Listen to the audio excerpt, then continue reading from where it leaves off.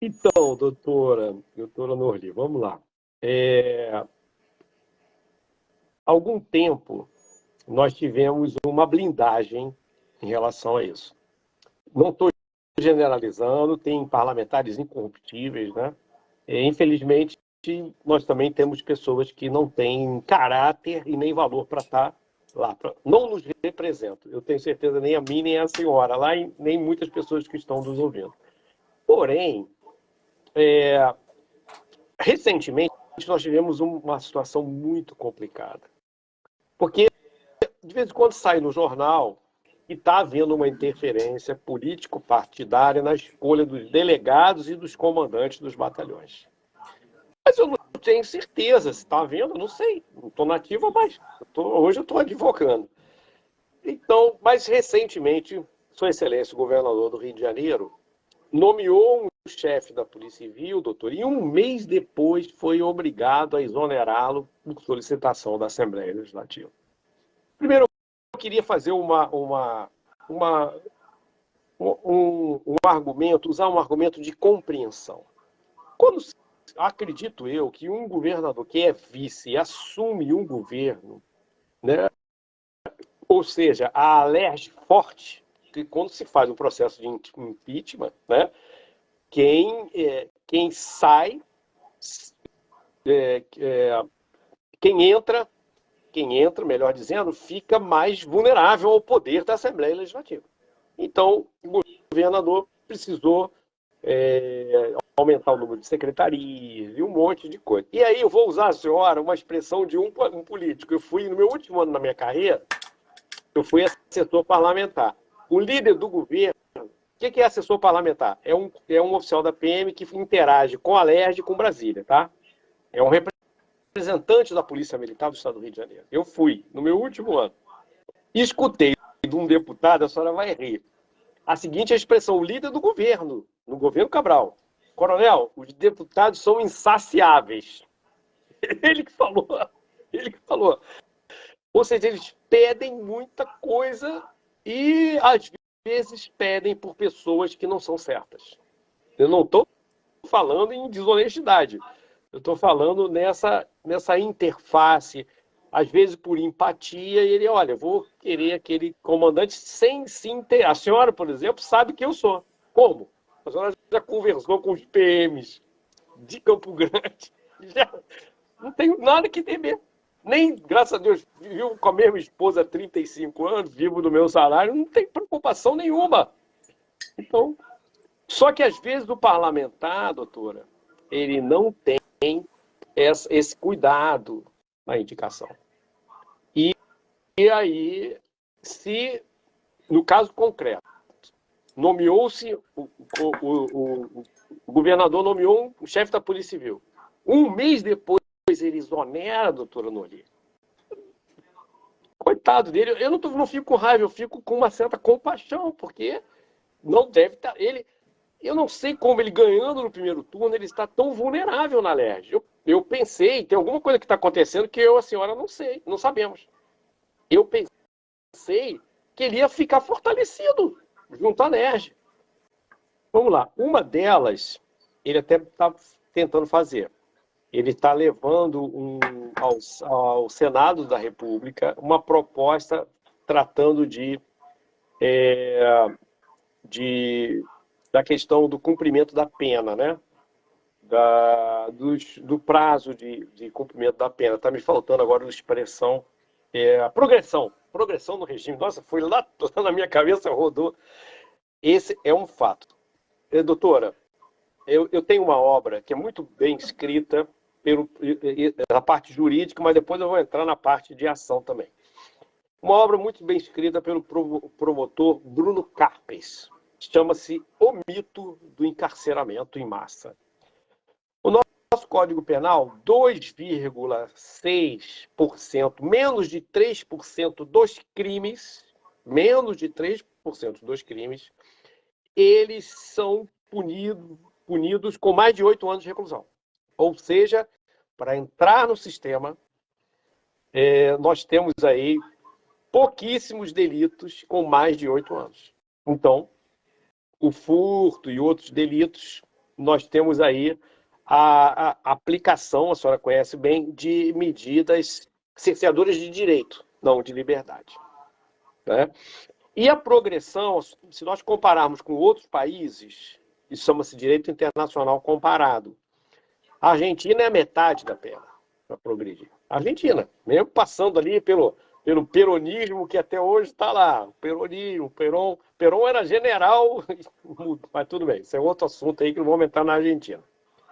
Mas a maioria dos países tem uma progressão menor. O nosso, a senhora sabe, 1/6 da pena progride, e nos crimes hediondos, 2/5 para o primário e 3/5 para o que já é reincidente. E para ser reincidente tem que transitar em julgado após a última instância, enquanto houver recurso, não tem. Então, esse problema é sério. Nós precisamos de vaga em presídio. A senhora é advogada e sabe o que eu estou falando. A coisa que mais ajuda um jurista para tentar... Superlotado. Superlotado. Isso é um argumento maravilhoso, um argumento incrível. Então, nós precisamos de mais vaga nos presídios. Precisamos. Se nós temos, recentemente, a senhora assistiu e todos que estão nos ouvindo assistimos, uma reportagem da Maré. Segundo eles, tinham mais de 1.000 pessoas. Doutora, perguntinha básica. Onde vamos colocar 1.000 presos? Antes de qualquer ação, mandato de prisão, tem que ver onde nós temos, né? Temos que. Eu não posso pensar que fique entupido, não. Eu não posso pensar dessa maneira. Porque a decisão não é daquele que prende. A decisão é do Poder Judiciário para manter preso. Não é isso? Então, assim, no sentido jurídico, nós precisamos caminhar melhor com esse ordenamento, que é um ordenamento do promotor, para poder continuar e tirar essa parte jurídica. O promotor Bruno, sabe como ele chama, doutora? O nosso sistema de política criminal? Sim, o coronel... Ele chama, o doutor Bruno Carpes chama de porta giratória. Não é aquela porta giratória de banco. O cara entra, eles voltam 1 ano, 1 ano e meio. É o tempo que o cara sai pior. Entra, sai pior. Então, nós precisamos tratar desse assunto. Isso aí não pode ser só uma ação da polícia. Correto? Agora eu vou falar da ação concreta, que senão a senhora vai ficar nervosa comigo. É claro que nós, nesse momento que ocorre isso, e nós, como religiosos, sabemos que às vezes é preciso a coisa piorar para poder melhorar, né? Então, nesse momento que está acontecendo isso, esse tratamento jurídico precisa ser feito. Agora, as medidas que podem ser feitas e devem ser feitas. O governador está chamando as Forças Armadas para auxiliar. Né? A gente está vendo a notícia, não tem um ato escrito ainda, mas tem. Neste caso concreto, eu não passei esse material para a senhora, mas nós temos uma lei complementar, que é a Lei Complementar 97, e ela trata do caso de decretação de garantia da lei e da ordem, que é chamada de GLO. Tá? Essa decretação, e aí que vem o problema do jeitinho brasileiro, que a coisa quando começa errada, tem tudo para dar errado. O que diz o texto da lei? Se a senhora puder pedir alguém aí, Lei Complementar 97, o artigo 15, ele trata de condições de emprego. Tá? E eu vou ler aqui, porque,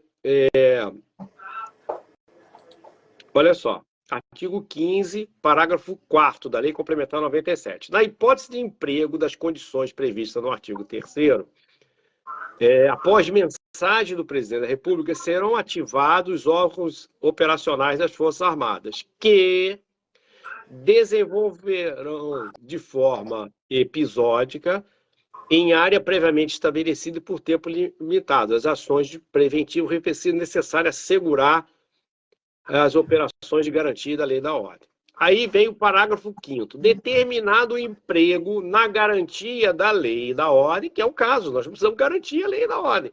Ônibus queimado não tem ordem nenhuma, né? A ordem é o crime que está fazendo.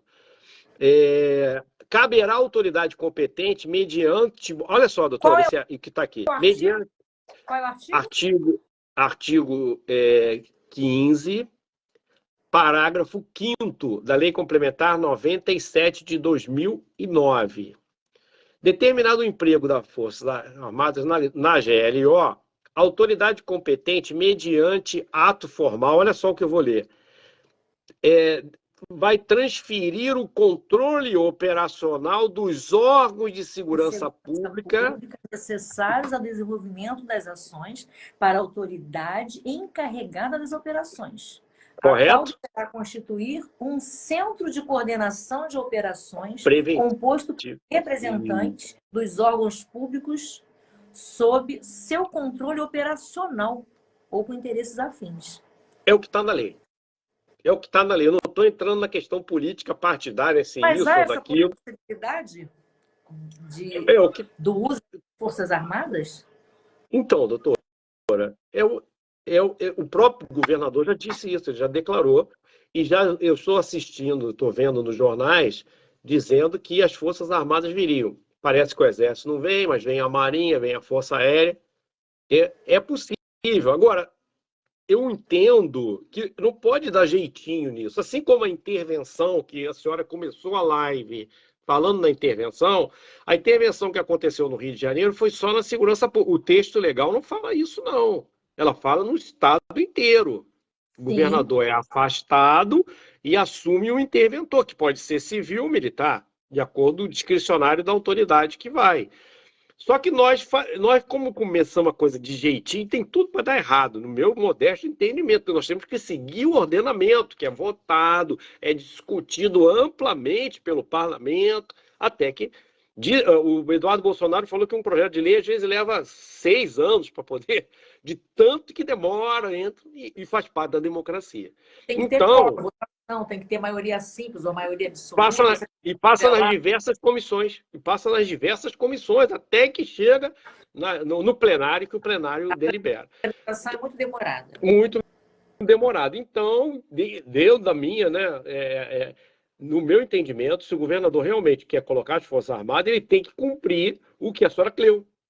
Fomos nós que escrevemos isso, doutora Noli? Fomos nós que escrevemos isso? Então, doutora, nós, no início da live, a senhora perguntou sobre a questão da influência política.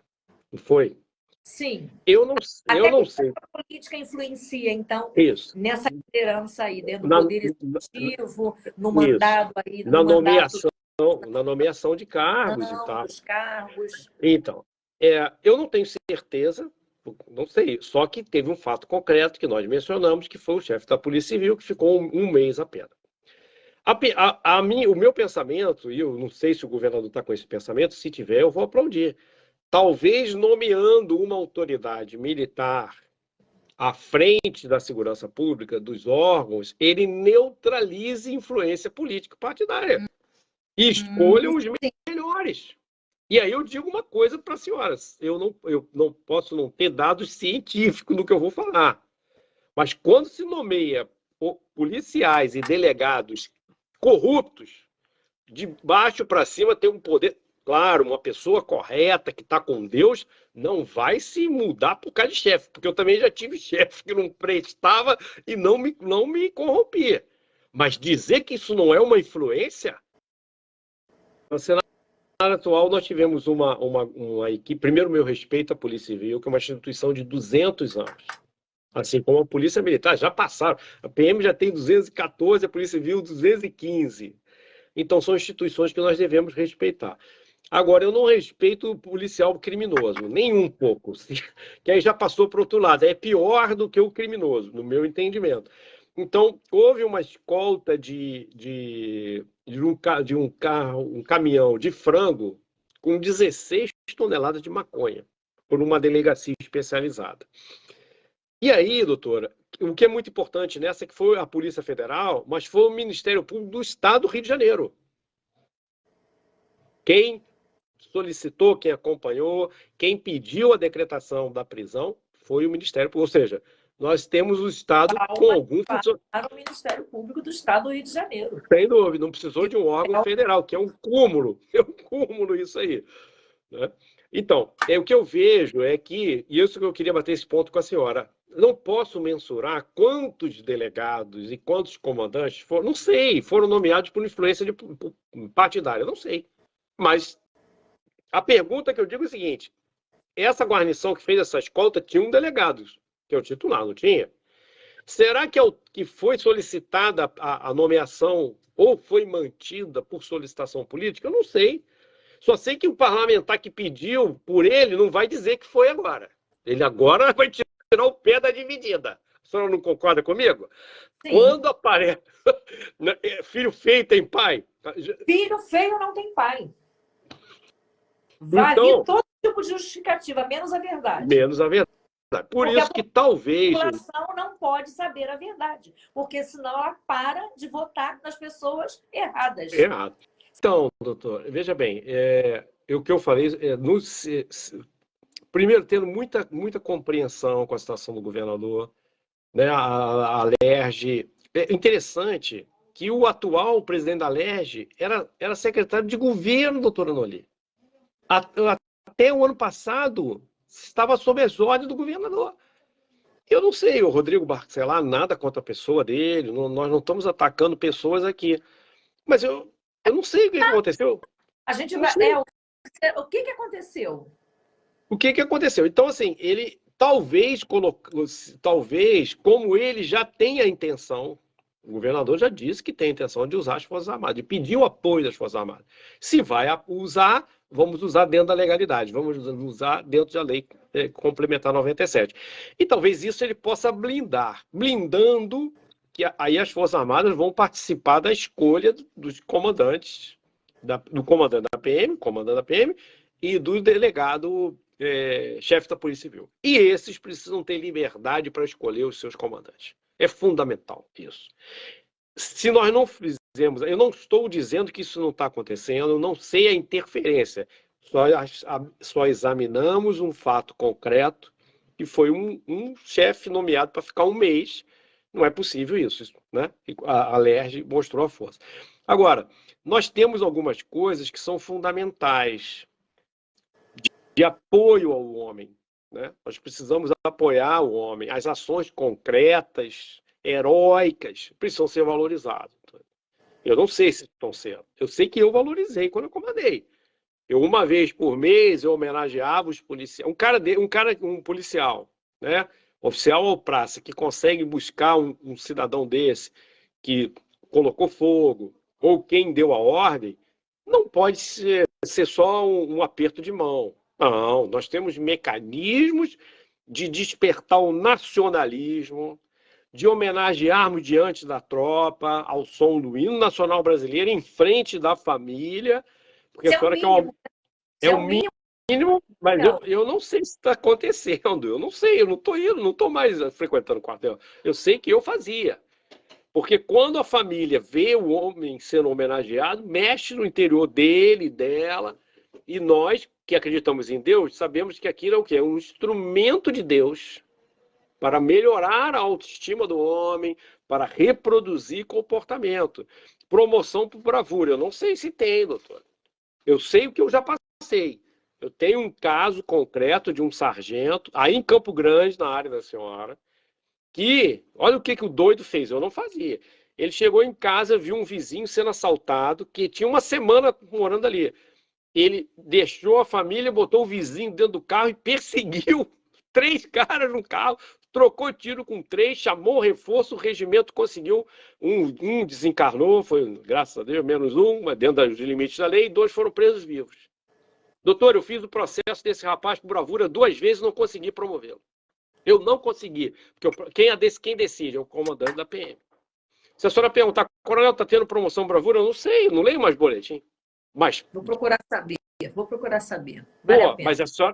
Mas a senhora, imagina a honra de um homem ser promovido por bravura na frente da sua família, e hoje que tem rede social pode ser amplamente divulgado. Essa questão da premiação é importante. Em relação ao efetivo, doutor, eu brinquei com a senhora, é uma expressão de cavalaria, eu vou morder o bridão. Eu acho que nós não precisamos de quantidade, não, precisamos de qualidade. Qualidade. um homem motivado, vibrando, querendo produzir, ele vale por 3, 4, 5. E com Então, equipamentos, né? Cadê os drones? aí, exato, aí entra a parte que a senhora perguntou. E a prefeitura? Uma prefeitura rica que nem a do Rio de Janeiro, ela pode investir em equipamentos, ela pode investir em aparelhos, em colete, à prova de bala, ela pode. Uma coisa bem importante que nós temos poucos no Estado, um guardião. O que o guardião faz? Ele faz interceptação telefônica. Porém, que fique no Ministério Público, para não ter essa conversa de que as pessoas estão fazendo. O Ministério Público pode escolher quem eles querem, 2 da PM, 2 da Polícia Civil, onde ele quiser, colocar aqueles servidores que a promotor ou o promotor tem confiança absoluta, porque a maioria dos delitos são todos feitos pelo WhatsApp. Claro que o Ministério Público, gerenciando um guardião, doutora, jamais ele vai fazer sem autorização judicial, que nós estamos aqui na live só falando na legalidade, não falando nenhuma ação que não seja. Então, a senhora falou muito bem, drone precisa, ajudaria, equipamentos, carro, a viatura nossa não são blindadas. Uma vez um amigo meu, o Coronel Príncipe, que foi uma lenda de operações especiais, ele falou que se usasse um pouquinho de água, um colchão de água, ia diminuir o tamanho interno, um tiro de fuzil não conseguiria. Ele nem sabia disso. Ele chegou a fazer o teste. Então, eu não estou falando blindagem de milhões, porque nossos gestores, não estou dizendo o atual, de um modo geral, o gestor gosta de coisa cara, né, doutora? Gosta de coisa cara. Estou falando em coisas baratas. Então, a gente precisa adestrar o homem, treinar o homem, premiar. Outra, por exemplo, uma vez eu consegui que os policiais fossem para as colônias de férias. A Polícia Militar tem colônia de férias.